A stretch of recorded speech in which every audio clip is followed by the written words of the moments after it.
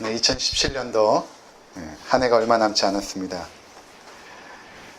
이 시간은 흐르는 물처럼 이렇게 흘러가죠. 그리고 다시는 돌아오지 않습니다. 그러한 시간의 그 흐름 속에서 마디들을 만들죠. 한 해라는 마디를 만들고 그 속에 또 시간이라는 마디를 만들고, 대나무가 그렇게 높이 자랄 수 있는 것은 그 마디 때문에 그렇다고 하죠. 그래서 굉장히 견고하고 튼튼하게 그 대나무가 자란다고 합니다. 우리의 삶도 이러한 시간의 흐름 속에 한 해 한 해라는 마디들, 달이라는 마디들, 날이라는 그 마디들을 설정해 놓고 정리하기도 하고 새로운 한 해를 기대하기도 하는 것입니다. 그런 것이 우리 삶을 견고하게 하는데 때때로는 큰 도움이 될 때가 있습니다. 여러분들은 지난 한 해 동안 어떠셨습니까? 어떠한 삶을 사셨습니까? 국가적으로는 박근혜 대통령의 파면과 국정농단에 대한 재판이 있었고, 또 19대 대통령 선거가 치러지고 문재인 대통령이 선출이 되었습니다. 북한은 6차 핵실험에 의해서 계속해서 미사일 도발을 감행하고 있고, 국제사회가 이에 제재 조치를 취했습니다. 얼마 전 수능 전날에 포항에서 규모 5.4 지진이 있었고요. 그래서 수능이 한 주 뒤로 연기되는 그런 일도 있었습니다. 사드 배치와 중국의 보복이 있었고, 이를 봉합하기 위한 여러 가지 노력들이 있어 왔습니다. 내년에 최저임금이 시간당 7,530원으로 정해졌습니다. 이는 17년 만에 최대의 인상폭입니다. 세월호가 3년 만에 6주로 올라왔습니다. 제가 이제 인터넷을 통해서 정리해본 올해 10대 뉴스에 포함되어 있는 내용입니다. 국가적으로는 이러한 일들이 우리 가운데 있었고요. 또 교회적으로는 어떤 일이 있었을까 이렇게 정리를 해봤습니다. 새로운 만남들이 있었고 또 이별들이 있었습니다. 작년에 이 자리에 계셨던 분들 중에 없는 분들이 계시고, 또 새로운 분들이 그 자리를 메우고 있습니다. 올해 결혼하여서 새로운 가정을 이룬 경원 형제, 기쁨 자매 결혼이 있었죠. 그리고 뱃속의 아이가 잘 자라고 있습니다. 또 저희 가정 같은 경우에는 새로운 생명이 허락되어져서 집에서 지금 잘 자고 있습니다. 효철 형제가 직장에서 일하다가 무릎이 다치는 큰 사고가 있었고요. 지금은 거의 회복이 되었다고 합니다. 임원한 집사님께서 심혈관 시술을 잘 마치시고 이제 회복이 되셨습니다. 병원에 갔더니 의사 선생님이 거의 다 막혔다고 했는데 시술을 받고 회복이 되었습니다. 엄무영 집사님도 스스로 건강이 많이 회복되어졌고, 최근 검진 결과 좋은 결과를 듣게 되었습니다. 돌아보면 감사하고 기쁜 일들이 참 많았죠. 취업에 성공한 형제 자매도 있고, 또 취업했다가 다시 나온 자매도 있고, 또 슬픈 일들도 있었습니다. 최수정 권사님께서 사랑하는 아버지를 천국으로 보내드렸고, 또 얼마 전 저희 아내도 아버지를 천국으로 먼저 보내드렸습니다. 이 또한 슬프지만 또 감사한 일이기도 했습니다. 또 여러분 어떤 일이 있었나요? 한 해 동안? 각자가 지난 한 해를 돌아보면 참 감사한 일도 많았지만 슬펐던 일, 또 안타까웠던 일, 후회스러운 일도 있었을 것입니다. 내가 그때 왜 그 말을 했을까? 내가 그때 왜 그런 행동을 했을까? 내가 그때 그러지 않았으면 얼마나 좋았을까? 라는 후회도 남았을 것입니다. 우리가 이 시간에 그런 우리의 삶을 돌이켜보면서 한 가지 반드시 기억해야 될 것이 있습니다. 그것은 무엇인가 하면 우리는 계속 넘어졌고 계속 연약하여 좌절하였으며 우리는 실패했다는 사실입니다. 그런데 그 가운데 우리 하나님은 언제나 신실하셨습니다. 우리를 향한 그 하나님의 사랑과 그 자비의 은총은 늘 한결같았고 신실하셨다라는 그 사실입니다. 오늘 본문의 말씀은 이제 모세가 출애굽하여서 40년이 지났습니다. 출애굽 1세대들은 다 죽고 그 2세대들을 인도하여서 이제 약속의 땅인 가나안 땅을 목전에 두고 있는 것입니다. 이제 요단강만 넘으면 가나안 땅에 들어가게 되는 것입니다. 그러면서 모세가 지난 40년 동안의 여정을 쫙 돌이켜보는 것입니다. 그리고 이제 새롭게 가나안 땅에 들어가서 이루어질 그 하나님의 역사를 기대하며 소망하면서 이스라엘 백성들에게 말씀을 선포하고 있는 내용이 우리가 읽은 그 본문의 내용인 것입니다. 우리가 몇 가지로 정리해보면 첫 번째로는 하나님께서는 그분의 사랑으로 말미암아 우리를 택하셨고 그분의 권능의 손으로 우리를 인도하셨다라는 것입니다.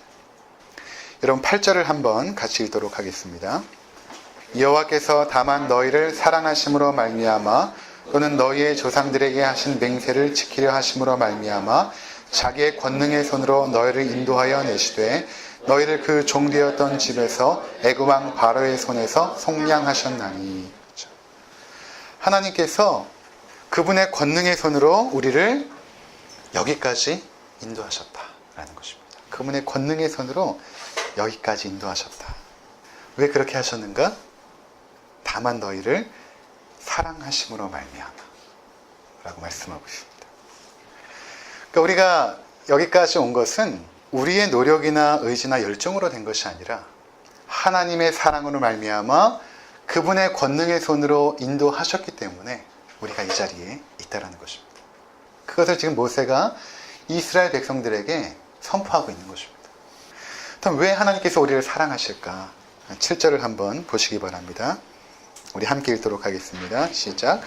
여호와께서 너희를 기뻐하시고 너희를 택하심은 너희가 다른 민족보다 수요가 많기 때문이 아니니라. 오히려 모든 민족 중에 가장 적으니라. 우리 안에 사랑받을 만한 어떤 조건이 있어서가 아니라 너희들은 여전히 작고 초라하지만 그냥 내가 너희를 무조건적으로 그리고 일방적으로 사랑했다라는 것입니다. 그리고 사랑하고 끝나는 것이 아니라 내 백성을 삼아서 그 나의 백성을 그분의 권능의 손으로 순간순간마다 인도하셨다라는 것입니다. 여기에 바로 하나님의 택하심과 인도하심의 그 놀라운 은혜가 기록되어 있는 것입니다. 우리를 사랑하사 택하시고 또 인도하셨다는 것입니다. 올 한 해 우리의 삶도 이와 같았습니다. 하나님께서 우리를 택하셨죠. 그분의 백성, 그분의 자녀로 삼아주셨습니다. 그것이 나에게 어떤 조건이나 이유가 있어서가 아닙니다. 전적으로 하나님의 사랑으로 그렇게 된 것입니다. 그래서 우리는 우리 자신에게서 하나님의 사랑을 받을 만한 이유와 조건을 찾을 수가 없습니다. 왜 나를 사랑하실까?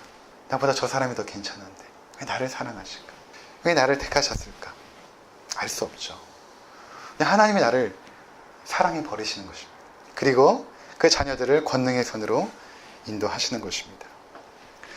근데 이 신명기서에 보면 하나님의 인도하심을 아주 이렇게 재미있는 표현을 사용하십니다. 먼저 출애굽기부터 한번 보고 오겠습니다. 출애굽기 19장 4절을 보고 오도록 하겠습니다.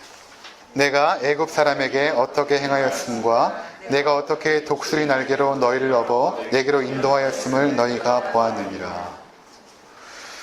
우리를 인도하셨는데 어떻게 표현하냐면 독수리 날개로 너희를 업어서 내게로 인도하였다 라고 말씀하십니다. 그 독수리, 새 중에 가장 멋지고 강력한 그 독수리, 그 독수리의 날개처럼 내가 너희를 내 등에 업고 너희를 여기까지 인도하였다. 또 신명기 32장 9절에서 12절입니다. 우리 함께 읽도록 하겠습니다. 여호와의 분깃은 자기 백성이라 야곱은 그가 택하신 기업이로다. 여호와께서 그를 황무지에서 짐승이 부르짖는 광야에서 만나시고 호위하시며 보호하시며 자기의 눈동자같이 지키셨도다. 마치 독수리가 자기의 보금자리를 어지럽게 하며 자기의 새끼 위에 너풀거리며 그의 날개를 펴서 새끼를 받으며 그의 날개 위에 그것을 엎는 것 같이 여호와께서 홀로 그를 인도하셨고 그와 함께한 다른 신이 없었도다. 재밌게 표현하고 있습니다. 우리를 어떻게 인도하셨냐면 제가 현대인의 성경으로 읽어드리겠습니다. 독수리가 그 보금자리를 흔들어 새끼가 떨어지면 날개를 펴서 새끼를 받아 올리듯 하셨네. 이렇게 말하고 있습니다. 독수리가 이렇게 떨어질 때 독수리가 날개로 그 새끼를 받아가지고 이렇게 올려서 그 안전한 곳에 안착하게끔 하는 것처럼 하나님께서는 그렇게 우리를 인도하셨다. 이렇게 말씀하고 있다는 것입니다. 그러니까 우리 한 해 동안 하나님께서 우리를 어떻게 인도하셨는가를 생각해 보시기 바랍니다. 그분이 그러한 사랑으로, 그분의 권능의 그 날개로 우리를 여기까지 인도하신 것입니다. 이러한 하나님의 인도하심을 시편 23편에서는 이렇게 기록하고 있습니다. 우리가 잘 아는 내용이죠. 제가 읽어드리겠습니다. 여호와는 나의 목자시니 내게 부족함이 없으리로다. 그가 나를 푸른 풀밭에 누이시며 쉴 만한 물가로 인도하시는도다. 내 영혼을 소생시키시고 자기 이름을 위하여 의의 길로 인도하시는도다. 내가 사망의 음침한 골짜기로 다닐지라도 해를 두려워하지 않을 것은 주께서 나와 함께 하심이라. 주의 지팡이와 막대기가 나를 안위하시나이다. 주께서 내 원수의 목전에서 내게 상을 차려주시고 기름을 내 머리에 부으셨으니 내 잔이 넘치나이다. 내 평생의 선하심과 인자하심이 반드시 나를 따르리니 내가 여호와의 집에 영원히 살리로다. 이렇게 말씀하고 있습니다. 그러니까 성경에서 하나님께서 우리를 인도하실 때 독수리 날개로 인도하셨고 때로는 그 목자가 양을 인도하는 것처럼 인도하셨다는 것입니다. 그 결과 그분의 백성의 삶에는 부족함이 없었다는 것입니다. 한 해 동안 우리가 살아가면서 부족함이 없었습니다. 여러분 어떠신가요? 여러분들이 생각할 때는 난 이 부분이 좀 부족했어 라고 느낄지 모르지만 목사로서 성도님들의 삶을 바라볼 때 여러분들의 삶에 조금의 부족함도 없었습니다. 오히려 풍성했습니다. 경원 형제님은 결혼해서 원룸에서 시작할 줄 알았거든요. 조그만 단칸방에서. 그런데 하나님께서 깨끗하고 넓은 투룸을 허락해 주셨죠. 부족함이 없었습니다. 저희는 이제 희수 하나만 키우려고 했는데 어떻게 된 건지 모르겠어요. 둘째 아이가 생겼습니다. 하나님께서는 각 가정 가운데 부족함이 없는 은혜를 허락해 주신 것입니다. 여러분들의 삶을 돌이켜 보시기 바랍니다. 부족함이 없었습니다. 그분께서는 우리를 푸른 풀밭과 쉴 만한 물가로 인도하시는 분이셨습니다. 하나님의 인도하심은 늘 옳았고 최선이었습니다. 그분은 우리의 영혼을 소생시켜 주셨고 때로는 낙담하여 절망하며 좌절했을 때에도 하나님 우리를 다시금 소생시켜 주셨죠. 그리고 그분의 이름을 위하여 영광의 길로 우리를 인도하신 것입니다.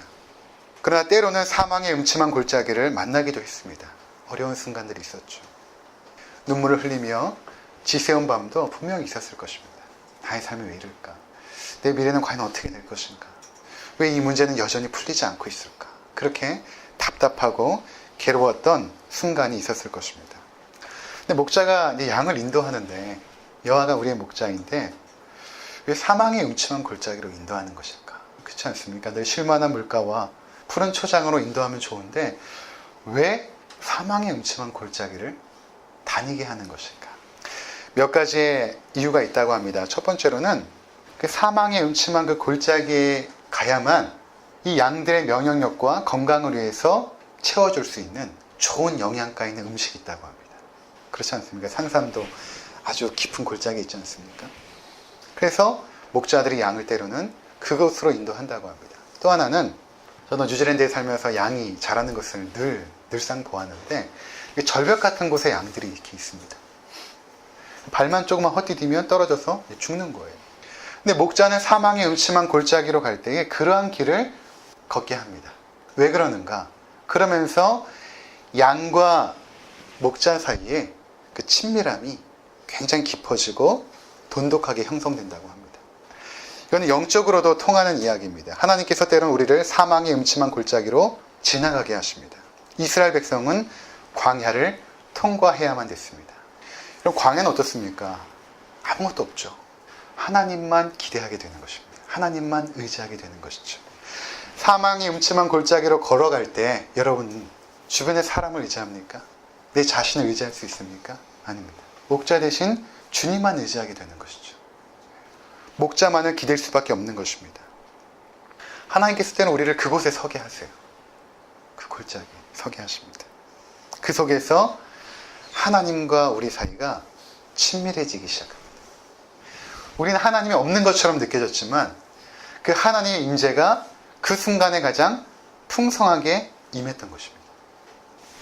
이러한 과정을 통해서 우린 더욱더 영적으로 새로워지고 건강해졌던 것입니다.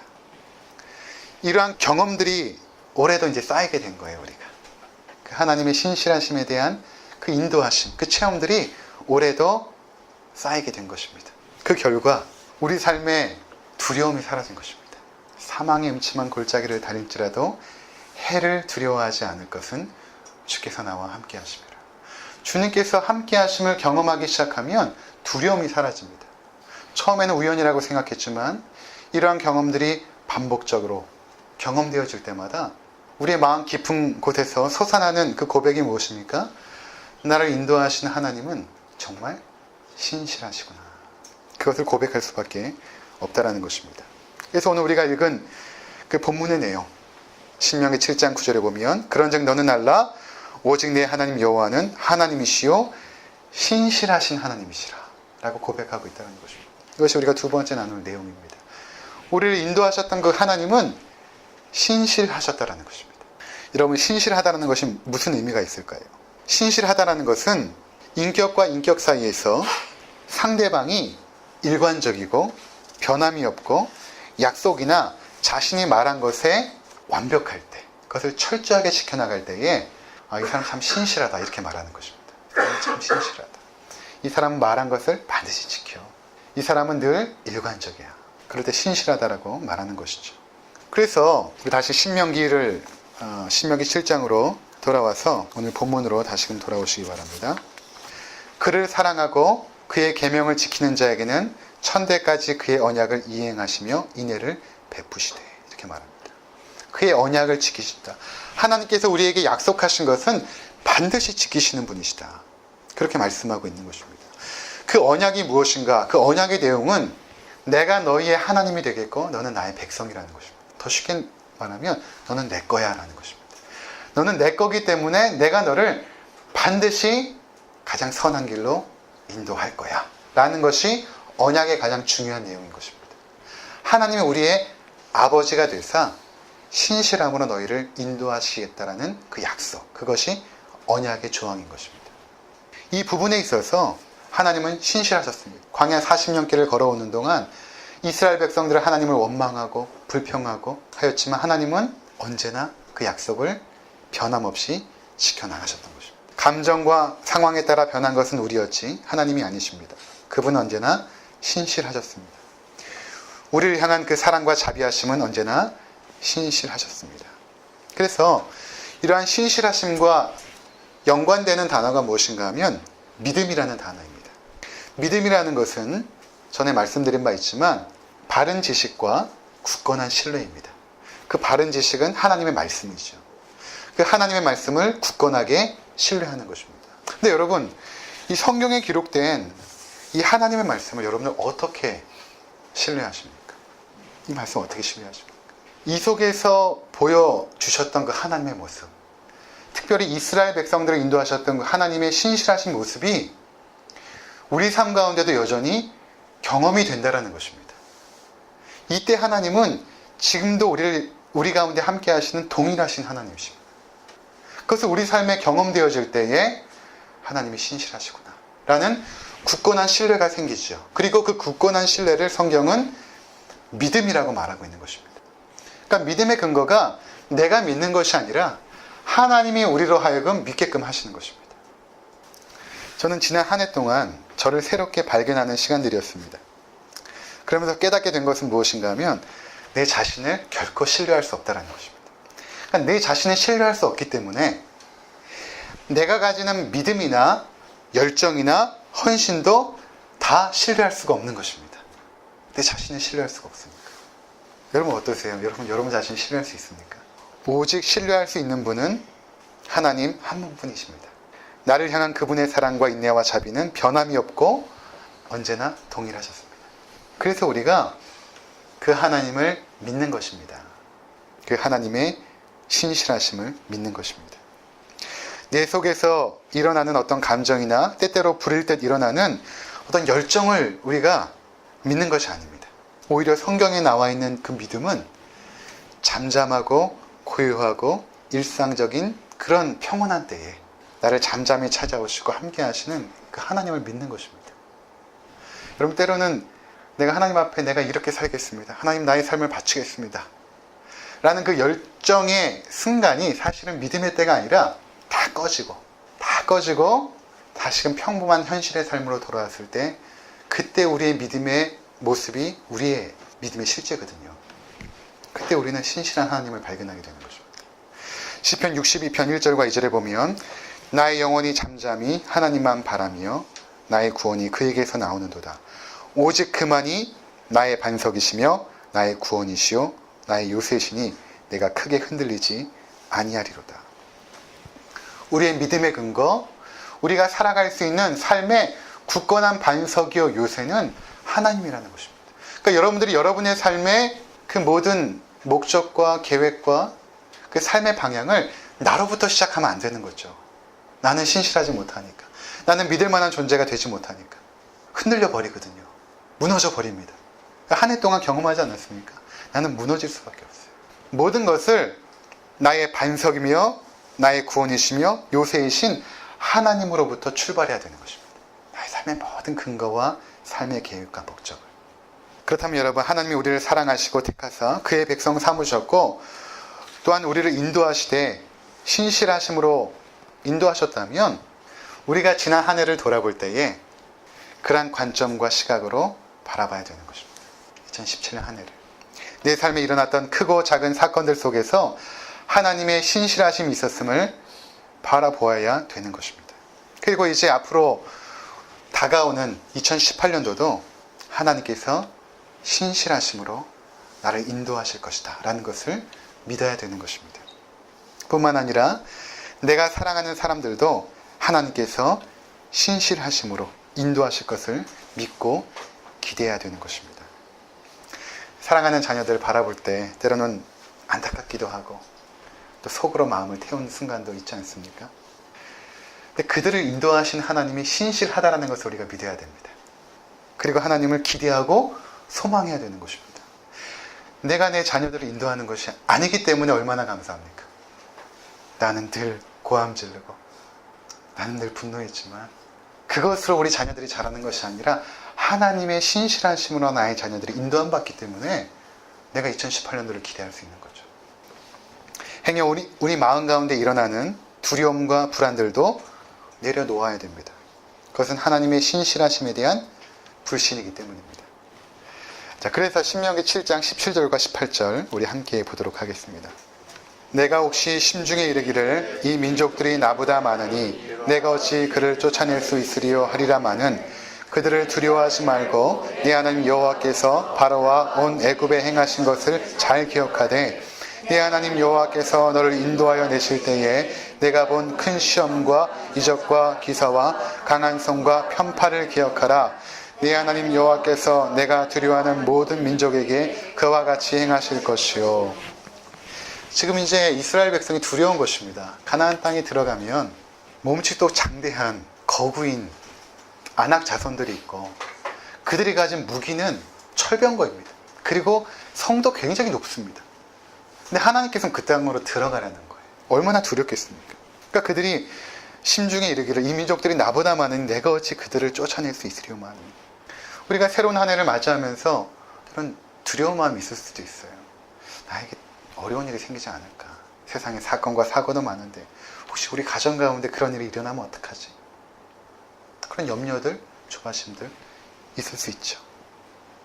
그런데 18절에 보니까 그들을 두려워하지 말라라는 것입니다. 너희 앞에 있을 그 힘들고 어려운 일들 있다라는 것입니다. 있어요. 여러분 2018년도에도 어려운 일이 있을 거예요. 근데 두려워하지 말라는 것입니다. 왜냐하면 여호와께서 그동안 강한 손과 편팔로 너희를 인도하여 내셨기 때문에. 그래서 여기 이런 표현이 있어요. 여호와께서 바로와 온 애굽에 행하신 것을 잘 기억하되. 기억해야 된다. 너희가 잊어버리면 안 된다. 내가 너희를 그동안 어떻게 인도했는지를 잘 기억해야 된다. 잊지 말고 잘 기억해라. 19절에도 네 하나님 여호와께서 너를 인도하여 내실 때에 내가 본 큰 시험과 이적과 기사와 강한 손과 편파를 기억하라. 내가 너희를 인도하여 낸 그 능력의 손길을 반드시 너는 기억해라. 네 하나님 여호와께서 내가 두려워하는 모든 민족에게 그와 같이 행하실 것이라. 두려워하지 말라. 나중에 여호수아서에 넘어가면 이렇게 말하잖아요. 강하고 담대하라. 여러분, 앞으로 2018년도에 우리가 치러야 할 그 모든 삶의 일들을 두려워하지 마시기 바랍니다. 하나님께서 능력 가운데 우리를 인도하실 거예요. 그것을 믿고 시작하는 것입니다. 현실적으로 볼 때 당연히 두렵겠죠. 두려워하지 말라는 것입니다. 우리는 두려울 때마다 하나님의 인도하심을 기억해야 됩니다. 하나님 나를 여기까지 어떻게 인도하셨는가? 좌절하고 절망하고 넘어진 나를 여기까지 어떻게 인도하셨는가? 그것을 잘 기억하면 두려움이 사라져요. 사랑하는 성도 여러분, 우리는 지난 한 해 동안 함께 하신 신실하신 하나님을 기억해야 합니다. 그동안 우리에게 베푸신 그 은혜의 흔적들을 여러분 잊지 마시기 바랍니다.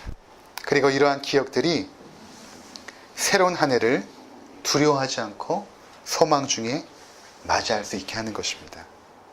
2017년도에 함께 하셨던 하나님은 2018년도에도 여러분 한 사람에게 함께 하시고 그분의 인도하심은 신실하실 것입니다. 우리 같이 기도하도록 하겠습니다.